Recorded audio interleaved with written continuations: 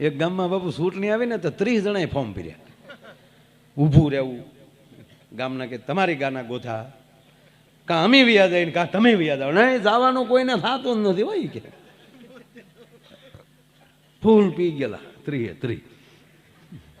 એટલે ચૂંટણીનો નશો એમ, બીજું નહીં. ફોર્મ ખેવાનું થતું જ નથી, લડી લેવાનું થાય.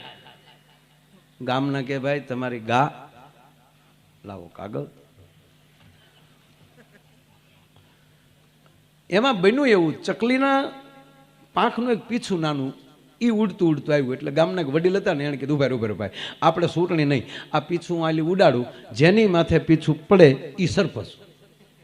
બાબુ હાજ સુધી પીછું પીડ્યું જ નહીં. જેની માથે પડો ફૂંક મારે, એવા ફૂકે સડી ગયા. બસ એ ખોટી ફૂકમાંથી બહાર નીકળીએ. કોકની માથે ગલાલ નખાતો હોય એના હરખા. છોકરાને હવે તો ઓનલાઈન ભણાવતા ને કેવું થઈ ગયું હતું બોલો. નિહાળ્યું ઘરે હું બાયું એ છોકરાઓને માર્યા છે જબા. હવે કેવો પીડીર વયો ગયા. ઓહો, એક છોકરો નેટ ઉપર ભણતો હતો માસ્તર. પેલું ધોરણ હશે, 47 સુધી એકડા કમ્પ્લેટ બોલે. એકડે એક બગડ બે તગડ ત્રણ સોગડે 4, 47 સુધી કમ્પ્લેટ. 47 થી સીધો 84 આવ્યો જાય. સોગડા 47 આઠડે સોગડે 84. આખું ઘર કે 47 પછી 48 49 50 51 હોય. એ કે નહીં મારા સાહેબ ખોટું ભણાવે નહીં, મારા સાહેબે ભણાવ્યું છે, સાહેબે મને ઓનલાઈન ભણાવ્યું છે. અરે કે પણ તારા સાહેબ કાંઈ આવું હોય કઈ 47 થી સીધા 84? નહીં મારા સાહેબ મારો ગુરુ કહેવાય, મારા ગુરુ. જો આ છોકરાનો ભરોસો. સાહેબોને હવા હતી અમે ભણાવીએ તો જ પાસ થાય. આ કોરોનામાં વગર ભણાવે પાસ કરવા પડ્યા બધા. છોકરા વાતો કરતા હાલો ને કોરોનાને હતાડી દઈ, પરીક્ષા આવે તો પારો કાઢવા થાય. એટલે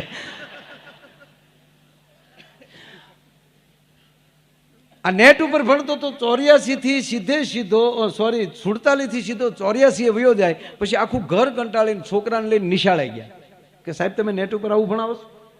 આ છોકરો માનતો નથી અમારું. કે કેમ? 47 પછી કેટલા થાય? સાહેબ કે 48. પછી 49 50. સાંભળે છોકરા સાંભળે, જો સાહેબ ભણાવે. સાહેબ કે કેમ? કે આ સાહેબ છોકરો છે ને નેટ તમારે ઓનલાઈન ભણતો હતો, એ 47 થી સીધો 84 આવ્યું. તો કે એમાં જો તમારી ભૂલ નથી, આપણી ભૂલ નથી. કે તો અમે કે ભણાવતા 47 સુધી પહોંચ્યા તો તમારો છોકરો નેટ વહી ગયું. એનું નેટ આવ્યું ને તો અમે 84 પોગી ગયા. આમાં ઘણાના નેટ વહી ગયા. એક સાહેબ તો બાપુ ભણાવતા હુઈ જાય. બોલો સાહેબ હો, એ ટાઢો પોર આવી એકલવાઈ નિશા. સાહેબ ભણાવતા હોઈ જાય. એમાં છોકરા હોય ને આપણા ગામડાના, એક છોકરા જઈને કાનમાં હળી ભરાવી. સાહેબ એ કોણ? હું છું. કેમ શાળા કરે? શાળા કઈ નથી કરતો, પગાર જો છો હુવાના. અમે ભણવા આવીએ છીએ હો, તમારા નાખો તો સાંભળવા નથી આવતા. છોકરો પણ તમને કોઈ ભડિયાલી સીધો આવેલો.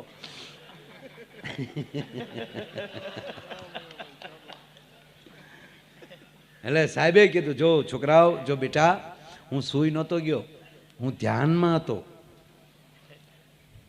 મારું શરીર જ અહીંયા હતું, હું સ્વર્ગમાં આટો મારવા ગયો હતો બેટા. ત્યાં હું બાપનો ડાક્યો હતો. બેટા એવું ન કહેવાય ગુરુને તમારા માટે નવો અભ્યાસક્રમ જાણવા માટે. ત્યાં તો છોકરા તાળીઓ મળ્યા પડવા. ભાઈ આપણા સાહેબ છે સ્વર્ગમાં, આપણે હાટું નવો અભ્યાસક્રમ લેવા જતા. વાહ વાહ. બોલો છોકરો કીધું કાંઈ વાંધો નહીં. હું સાહેબ બન્યું એવું 3 દી પછી છોકરો હોઈ ગયો. હા ને સાહેબ કીધા એ ભણવા આવે કે હુવા? એ કે કાંઈ હું હુઈ નતો જો, હું તે ધ્યાનમાં બેસી ગયો તો ગુદ ઉપાડી એટલે તો ચીકી ને. ક્યાં ગયો તો તું? ધ્યાનમાં સ્વર્ગમાં ગયો તો. હું હતું ત્યાં બ્રહ્મા વિષ્ણુ ઇન્દ્ર રંભા તા જીન ટકરજીન તા વરુણ બધા હતા. નાજન હું કહ્યું કાંઈ નહીં, મેં પૂછ્યું તું મારા સાહેબ અહીંયા આવે. હું કીધું એને ખોટા છે. ખરેખર બાળક અરે કોઈ દી ન હોવું કરાય સાહેબ.